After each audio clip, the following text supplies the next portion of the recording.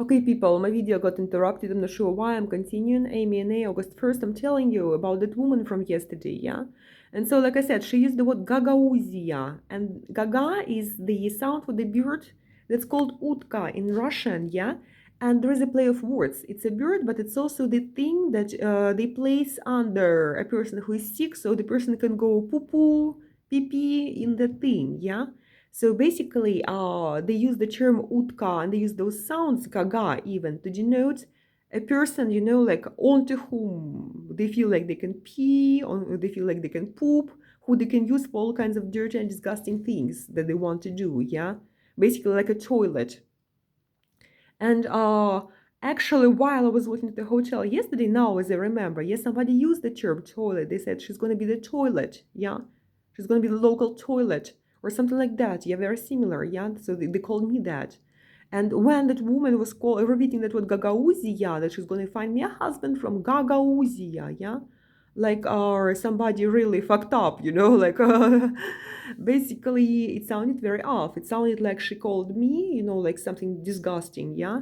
And she was implying that if I ever have a husband, they are gonna find for me, yeah? The guy is gonna be really fucked up. He's gonna be really misused by that experience, yeah? And connected with something disgusting, something toilet-like, whatever, yeah? So those are very specific terms, yeah? Uzi means connection in Russian.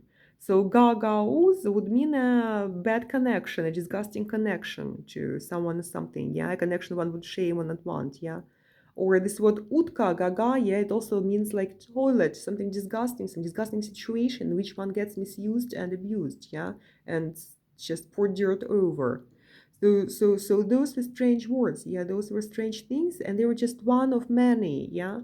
That later I was standing in that shower and I was just remembering through this whole situation, yeah. And I was remembering this weird words she used, the weird conversation she had, yeah, the weird non-verbals, yeah, as if she was trying to set me up, how it would seem, yeah, why would she do it possibly, yeah. If you're trying to leave my fingerprints on objects, if you're trying to threaten me. She even showed me some substance that she called red salt, yeah, like, or pink salt, yeah, it really looked like salt that was pink, yeah. I don't know, like, what was that, if that was a threat of some kind, yeah, I don't know. But people, I'm not paranoid, yeah, like, it was really something very, very off and very physically threatening with that whole situation, yeah. And there was some kind of setup going on because I'm certain she knew the taxi driver. I'm certain that on purpose she wanted to set it up as if I was leading her to that man, yeah? As if I was getting in that car voluntarily.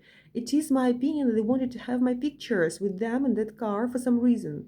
And it is my presumption that maybe before that somebody committed crimes over me, like, maybe even those same people, maybe even using that same car, yeah? Maybe they wanted me to be seen in their company in some friendly terms, smiling and talking, like, I'm there, look, she's there during the daytime of your own accord kind of thing, yeah? Guys, it's the first time in my life I saw those people. It's the first time in my life I talked to those people, yeah? It is my suspicion that maybe the company of them was doing crimes over me in the nights before that. Yeah, because there were people by the windows of this hotel. Yeah, there were people by the windows at migrant dormitory in the police. Yeah, like every night here, there were some people who were taking and abusing and threatening me. Yeah, and I did not know who exactly caused me those traumas. Yeah, or what else they were doing. Yeah, that they wanted to whitewash, like they wanted to cover up for something, they wanted to get some false evidence, like showing, look, she's during the day, she's with us, she's friendly or something, yeah, and she knows what she's doing, yeah. And that was a lie, yeah, that was a setup. It felt like they wanted to leave my fingerprints on objects in that flat, and that was a setup. They made me drink some liquid, I don't know, yeah, that was also like all of this, yeah, from some can that looks suspicious, open and half used, yeah. All of this was terrible, yeah, and she wanted my private information, she made me uncomfortable, she engaged me in some private conversation, yeah, that was uncomfortable, like, when did you last have sex, why not wearing a bra, etc., etc., yeah. And people, yeah, basically after the fact, yeah, especially having heard that crowd by the hotel, yeah, say those disturbing things, yeah, like, pointing at the fact that they all knew who this woman was, what was going on, yeah. They weren't laughing, yeah, if she went there right now, we would all know, have not, we wouldn't have any idea. She'll be somewhere in Moldova, ha ha ha ha ha. Nobody would have any idea, ha ha ha ha ha, yeah. And it felt like they all knew and partook in that situation, you know. And I was the only clueless person who was not understanding what's going on in that, yeah. And so I was taking that shower in this hotel room, yeah. And I was coming back from this whole situation. I found so many weird things she said, weird things she did, yeah. The way she did it, yeah. The way the driver did it, yeah. Whatever the people by the hotel were saying, yeah. And when I was waiting there for her, there was some guy who came over, who came by me, looked at my face, it said penis, the word penis, and went away, yeah, and it's not connected to anything, yeah. So now it just all felt interconnected. If they say the woman was a prostitute, I do not know if that was true or not, yeah. Maybe they wanted me to be seen in some company of prostitute in some place where, you know, like they bring men, I do not know. Maybe they want to set me up for a prostitute. Do they want to set me up for some crime? Do they want to cover up for their crimes, you know, like to make it seem like I'm friendly and, you know, like seen in their company during the day and even leading, you know, like showing her the way to that car, which I found by accident because he had his lights bright on and he was sitting there and looking at me, yeah. It was like the whole non-verbal context that brought me like to presume maybe it was her taxi, yeah. And I mean, it seemed like a major setup, people. And those people by the hotel, they were saying it. Now nobody will believe her. She can make her videos all she wants, as if she doesn't know us. Yeah, nobody will believe her. Things like that. Yeah. So exactly that's why I'm making those videos, people. Of course, my position is, yeah, my protection is the truth. Yeah. There is nothing like the truth. My protection is the truth. Yeah. I tell the real story, however crazy it sounds. Yeah, but that's the story. That's the truth. Yeah. And clever people will hear me. Yeah. Because that's what bad people do. Criminals do these things. Yeah. They set up, they manipulate. Yeah. They create artificial situations that are not supposed to happen, yeah, to set up good people to cover up for their crimes, yeah, and those things happen, yeah. And if some crazy thing happens to you, just tell the truth about it, people, yeah, because like my best protection is the truth. I told you the truth. That's how it happened. Okay, that's what they did. They manipulated me. They deceived me into something as a group. They misused me, one clueless individual, yeah, who was a subject of some kind of cruel prank. I'm not sure what it was, some kind of cruel manipulation, criminal manipulation of me, yeah. Only now I realized how much danger I was there, you know, like locked in that apartment with that woman, you know, like with them in the car, yeah, how much danger I was in, yeah. It's good I escaped alive, yeah.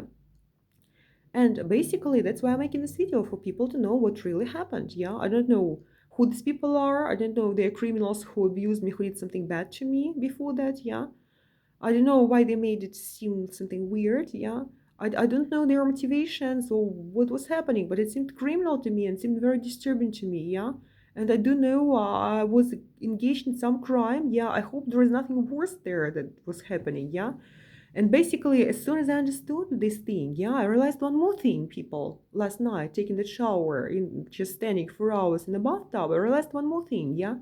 I realized that I have the keys. I was given the keys from that apartment. And I do not even know it belongs to that woman. If she rents it out really, yeah. I don't know why they were trying to leave my fingerprints around there, yeah. Maybe they're gonna go and, you know, rape somebody, kill somebody, whatever, and then there's gonna be my fingerprints there. Or, you know, maybe they would go in that apartment and, you know, like take out the valuables and it's gonna be my fingerprints there and I have the keys, yeah. And I did not like that situation either, you know, like none of that, yeah. And I felt so threatened that as soon as I finally came out of the shower, and it took hours, people, because I was so traumatized, yeah, I was so disoriented, yeah. But I was trying to think of what can I do, you know, like getting lost in this Moldova thing, yeah, not being able to rent an apartment safely, not being able to be in a dormitory for migrants safely, because there they abused me physically and threatened my life and threatened my body and caused harm to my body that was supposed to be irreparable in the dormitory for migrants, yeah, where the police was supposed to be guarding me. It was not police, it was criminals there, yeah, and that's my ever opinion. It's criminals there, yeah. And I come here to the hotel, I'm not safe either, because every night there are people, crowds by my windows, threatening me, doing things to me as I suspect during the night, bad things, yeah? And I had unexplained traumas there when I was in the police migrant center. And I had unexplained traumas here when I was in the hotel, yeah? Physical traumas. And then when I try to rent out, yeah, I end up in some place that seems criminal, some context that seems criminal, where people try to set me up for something, yeah? Or cause me harm. And I'm the only guy who's clueless, yeah, because the rest of them seem to know what's going on and they seem to find it very funny, yeah. And basically, people, I'm threatened, yeah. And I was standing in this stop and I was thinking, what will I do in this country if I cannot even rent a place, if I cannot even find a safe place to be in? I'm not mentioning about a job, yeah. Nobody ever responded to my job applications. Nobody ever called me, nothing, yeah. It's just totally dead zone, yeah. And the people here are saying overtly, nobody's gonna hire me. I'm not gonna find a rent place, yeah. That basically they are repulsing me of their country by using this method, yeah, that I'm not gonna be able to rent, I'm not gonna be able to find a job here, and they actually use this method to get rid of me, yeah. The people here were saying they're gonna take all of my money, yeah, to a cent, and until I have, like that I won't have money for a ticket back anywhere, yeah, and that I'm going to be out of money. I'm going to be stripped of money. Yeah. I won't have money to buy the ticket in the end of this. Yeah. And they will not give me a job or place to live. They're openly saying these things. Yeah. And it seems to be true. And that is very, very scary. Yeah. So, because basically they're making me drop my asylum application and just run into nowhere. And if I do that, they're going to black mark me. So any other country I can go to at this moment, yeah, I can drop this application, but any other country I go to at this moment, they can say, hey, you voluntarily dropped your asylum application, we're not going to consider you, we're going to deport you. And that's the scariest thing that can happen to me. I cannot allow this happen. And that's why I'm waiting out for the result of this Moldova application. Though I heard from these people that the committee or interviewer who are making the decisions already decided that they will give me a no, that they will negate me. That's basically, it's all just a time waste, one big time waste. They're going to make me waste my time. They're going to make me spend the money to ascend, yeah? And then I will say no, and I will go on foot to Ukraine, yeah? Or like to a war zone, yeah? And that's what they were saying, like. And I'm terrified. I was standing in the shower, like staring at the wall, feeling totally crazy, terrified and hurt, and disoriented, and just trying to make sense of things. Just why people so horrible to me, yeah? What's going on? Yeah, what am I supposed to do in this situation? Fighting evil. What am I supposed to do in this situation, huh? How do I fight this evil? How do I protect myself? What's the right thing to do? Yeah? And I was standing for hours in the tub, just going through those horrors in my mind and trying to figure things out. And when I finally got out of the tub, yeah, it was already middle of the night, but I did decide to call the police. So I cleaned the floor after the shower. I got dressed. I did not put no makeup on, nothing, yeah. And the way I was, yeah, I lifted the phone. I called the taxi. And told them that I need to go to the police station because I realized I have those keys. Yeah, they can kill somebody in the department, they can do some crimes there, and they can point a finger at me. Yeah, and I will be in jail or responsible or whatever. Yeah, I did not want that.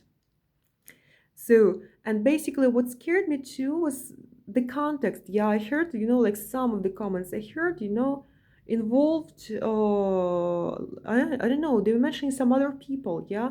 And those were very ambiguous comments, but I had this fear. What if this apartment belongs to somebody else altogether, yeah? What if they are setting up another person yet and misusing me for something, for some crime, yeah? Like I had all kinds of suppositions, like all kinds of suspicions, yeah? And I did not want to be misused for no crimes. Yeah, I did not want them to kill somebody in the department and point a finger at me. Yeah. So I take my phone, I call the taxi, I say I need to go from the hotel to the nearest police station that's open at night. Yeah. And the taxi woman on the other side suggests she speaks Russian too. Yeah. She suggests some location. Yeah, I say yes. And then I receive a call that I'm gonna get a white car with certain numbers, yeah, of certain type, yeah, by the hotel entrance. So then somebody calls me from some number, some mail, and I don't hear him very well, but he wants to know like where I'm going, which police station, why, what's there, what happened, yeah. And I answered, yes, who are you? Why are you calling me?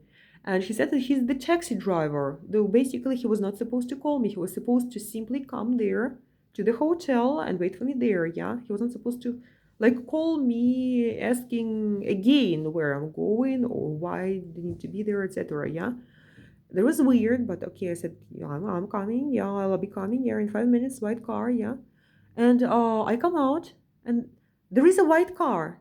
Like, I do not know nothing about car types, guys. It was not a joke when I told you earlier. I know nothing about car types. I'm not a driver. All I can tell looking at the car, if it's white, if it's gray, if it's black, etc. No other information, if it's big or small, yeah? That's it. And so I come out, and there is some huge white car by the entrance, and I don't see well. I'm nearsighted. My bad vision is a joke. They all know about it because I'm telling people about it, yeah, that I have very bad vision. At night especially, yeah. And so I go to that white car, and there's a group of people there that starts laughing. I ask, "Are you taxi?" They start laughing at me, like it was some very fun joke. And there is some other group of people there standing and also looking at me and like laughing and saying some disturbing comments at me, and like targeting me, yeah, like they were all waiting for me there, like some clown circus entertainment, and just laughing their asses off. There is another white car. It's also not the taxi, yeah.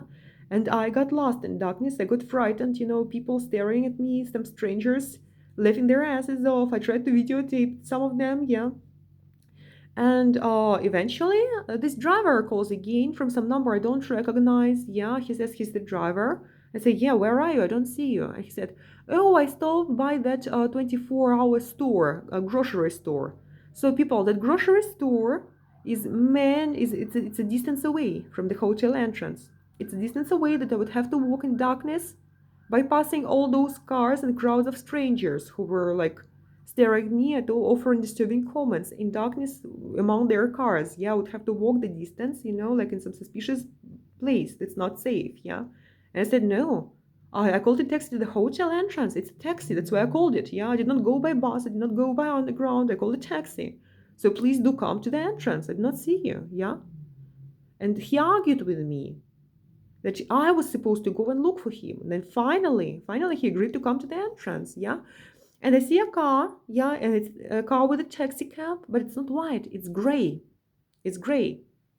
And I yell at him, are you a taxi? To the police. And he says, yes.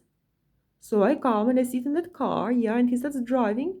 And I think it was him who asked me what happened. And I said, well, I don't want to comment on this. It's private. Yeah, I'll talk to the police about this. Yeah. So he basically wanted a taxi. He was a taxi driver. He wanted to know what I was going to tell to the police. Yeah. Like it's what happened to me. Yeah. It's my business. Yeah. And unless I choose to share. And basically, I was very polite. Yeah, I just said, "Oh, just I'm going to talk to those guys there." Yeah, and then suddenly it occurs to me, yeah, something is off again. Why? Like the way he was acting, like the way he was. Something seemed off too in that. Yeah, and I remember the car is gray, not white. And at some point, I felt kind of threatened. So I took out the phone and I called the dispatcher woman and asked her, "Hey, why? Is it your car? It's not white, it's gray. I just got in the car with some man. It's the middle of the night. I don't know where I am. I don't know where we are going." Yeah. I wanted to report a crime. I asked to go to the police station to report a crime. Yeah, I'm with a male I don't know in a car that's a different color. Yeah, I did not check the numbers. Yeah. In darkness somewhere. I did not know, like, is it your car? Is it your driver? Tell me, yeah. It's not white, it's gray. And she told me she'll verify the information. She transferred me to a different dispatcher. The dispatcher told me she'll call me back. She called the driver. And she did call the driver, so obviously it was their driver. But they did have a long conversation, like where she confronted him, why is the car gray, not white? Yeah, why a different car? So basically, he really was supposed to take a different car. He was supposed to be driving me on a white car with certain numbers. Instead, he brought a gray car with different numbers, a different kind of car, yeah. And she was confronting him, like, and it was in Romanian, so I was not understanding everything, yeah. Only some words, only like some parts of their argument, yeah. But I understood that she was confronting him, why gray car, why different car, what numbers of the car? Yeah, she made him tell her the numbers of the car that I was in, yeah. And he was trying to tell her that the car was broken, that the white car was broken, yeah, that it was broken for ages, that it's some kind of mistake they put it there, yeah, so he had to replace it. But it all sounded off too. It scared me on the back seat, yeah. And I'm glad that the dispatcher called back and she said, okay, it's our driver, don't worry, yeah, they just had some breakdown, like, don't worry. And then she called him again, and she asked him, like it was in Romanian, but I understood that she asked him, like, are you sure, like, the car was broken, it was not your initiative that you changed the car, like she double checked him on that, yeah, and she really said something like, hey, are you sure you're not lying about the car, yeah? And basically, people, I already felt threatened, yeah. And when I came to the police station, thankfully, yeah, he was reproaching me the whole second half. He was saying that he's an ex-policeman, yeah. that he's helping or he is a policeman currently, that he's helping the police or whatever, yeah. That I was not supposed to be calling the like dispatcher and asking, like I was suggesting something weird, yeah. And I said, okay, I'm sorry, it's just for my safety, yeah. Like I did not make head or tail of this, yeah. So finally he does bring me to the police station. I get out, yeah. And he also gets out, and there are some policemen there, but he stands there and waits, like he wants to hear what happened to me, like he wants to hear the story, yeah. And I did not share, I said I will go inside the police station and I will talk there, like. And then he left, but he wanted to wait for me. He said, "Oh, I'm gonna wait for you, yeah." I said, "No, I don't know if it's gonna take long. Yeah, don't wait. Yeah, I'm gonna call for another taxi." So finally, in the police station, they told me like there was a guy who was not very friendly, who looked at me, like I was not the best event of his evening. Yeah, there was some young girl, sitting next to him. Yeah, so those two people, some man and some girl. Yeah, in police uniforms. They were police of the some kind of central unit. And basically, I tried telling them this story. He started interrupting me. He told me it's not their job, it's not their business, that I'm supposed to go to a different location that's next to that woman's house somewhere in the same district that next to that woman's house. Yeah, which was threatening because I did not want to go there. Yeah, I found that place threatening for me. Yeah, I did not want to go there at 2 a.m. I didn't want to go there at 3 a.m. Yeah, or 2 a.m. Yeah, I did not want to go there to report a crime about that woman. Yeah, who lived there. Yeah, or people who were there. Yeah, I felt unsafe to do so. Yeah, and I told, like I said, I would prefer to just tell this to you. Why do that? And I said, no, if it happened there, then you must go there. Yeah. And he said, you're going to be losing our time. Yeah, we have jobs to do. We have work to do. Yeah. And basically, I only managed to tell part of the story to him. Yeah, but he was like rude and he told me just go there. Yeah. Okay, I called the taxi. I made him, the policeman, give the addresses to the taxi dispatcher, yeah? And basically, then the policeman just told me to get out of there, yeah? That I was messing with their job or something, yeah? They did not register nothing. I wanted to give them the keys, nothing, yeah? He told me to get out and go there to the place where I found it threatening, yeah? And okay, I come out, I got no help, yeah. I heard them like exchanging some comments about me when I was, like exiting the building. And there I was standing, waiting for the taxi, yeah. A group of policemen standing close to me, like talking, asking me, while I was waiting, etc., yeah. So finally, there is a car that comes, a black car. No taxi marks, no taxi cab, no nothing, yeah. I ask him if it's a taxi, and the guy says yes. And I approach him, the policeman watching, yeah, and I ask him, why do you have no cab? And he says, oh, it's a matter of choice. I don't like it. Okay. So again, I get into a suspicious car with the driver who was like 100% more suspicious than the previous driver was, yeah? And he blasts loud music in some very weird car. He looks like like he has the image of a bandit, yeah. Like I don't discriminate on people based on their appearance, yeah, but the way he talked, the way he acted, he had a very specific jog and a very specific accent in his voice, yeah, some very specific behavior, yeah. It seemed very off to me, like all of this. Yeah, the first driver seemed standard to some extent, at least to some percent, yeah. So the second driver was totally off, yeah. He was very, very weird. He was blasting this loud music. I asked him to stop. I told him I had a headache. Yeah, please turn off the music. Yeah, he was not happy about that. Finally, he also acted like unprofessionally. He started asking me some personal questions: what I'm doing, where I'm going, why I'm going there, why do I need it? Yeah, like as far as I remember now, if my memory goes right, people, now I can mess up those two drivers. Yeah. Well, I think it was the first one who was like the most messing up in the private business. Yeah, but I think the second one did the same too. Yeah, as far as I remember, I think he was also asking intrusive questions to the best of my memory, like why are you going there? What do you need there? What happened to you? Etc. And I was like, that's my business. Yeah. And he brought me to some very dark place somewhere, empty streets, deserted, yeah? Some dark, God-forgotten place from a horror movie, people. There was not a light lit, there was not a lamp lit, no lamps, no lights from the windows, nothing. A dark, abandoned place by some fence that looked abandoned, it looks dark, it looks like some ruin, yeah? And he wanted me to get out there, like deserted street, dark, middle of nowhere, some kind of horror movie thing, yeah? I said, no, it's not a police station. There are no police mock-ups here. I don't see no policemen. I don't see no police cars. I don't see no lamps, no lit windows, nothing, yeah? If you say that's a police station, bring me to the entrance. Bring me to the door that says police there, yeah? Then I'm gonna come out. If I see a door that says police district, and I see that's a round-the-clock police district that's open, that's functional, then I get out, yeah? I said, no, I cannot go any further, he said, yeah? I'm not allowed to go any further. Guys, it was a ruin. There had no lights and no lamps, yeah? Middle of the night, horror movie, yeah? I said, no, I'm not getting out there. Then I said, it cannot be a police station. Do you see any policemen? Do you see any police cars? I don't, yeah? Okay, if you, and he went in an argument. He started like yelling at me. He started being very nasty, very aggressive. And I said, okay, just bring me back to the police station where you took me from. Or bring me back to a hotel where I live, Hotel Kishinev. Okay, to hell with this. Yeah, bring me back to the hotel. And he started yelling at me, saying that I'm not going to drive you for free. You need to pay and get out here. Yeah, that's it. I said, no, I'm not going to pay until you bring me to a safe place where there are people, where I see lights, where I see people, where I feel safe. What he did was he opened the window. He suddenly rolled down the window so that it's opened. Yeah.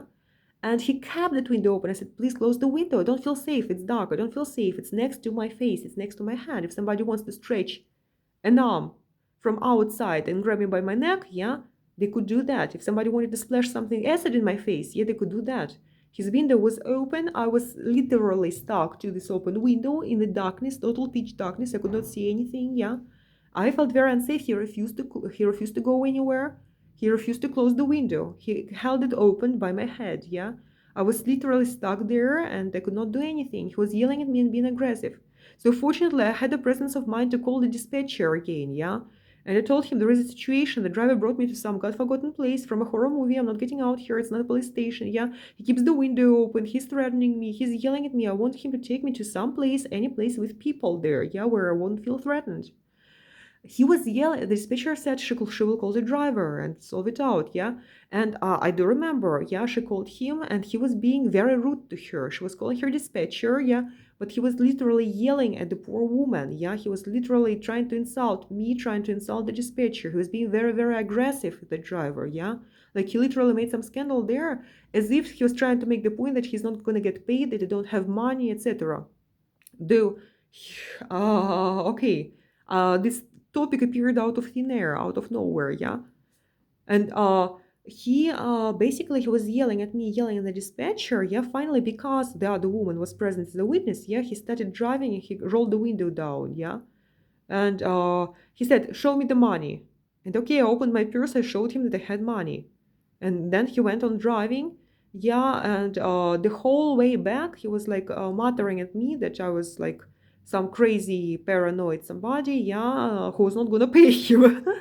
I said, and I actually filmed a bit of this. Yeah, I tried to film this guy on video. Yeah, because he was off. The guy is not supposed to be. If he's really a taxi driver, he's not supposed to be that. Yeah, but I had a feeling that he was some kind of setup, because I had an absolute feeling he brought me to a wrong place. It could not have been a police station. It's not possible.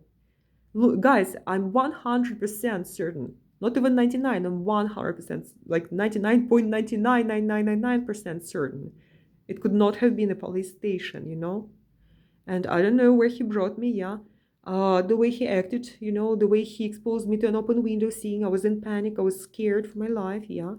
Like the way he was acting, like it seemed like a setup too. It did not seem like a taxi driver in a sense, yeah. So I tried to videotape him too. I'm also going to put it all online, yeah. Unfortunately, I did not have the mind to videotape when it was all happening, yeah, because I was shocked and stressed, yeah. I took a small video after the fact when he was already driving me to the hotel, yeah, when the situation, like cooled down.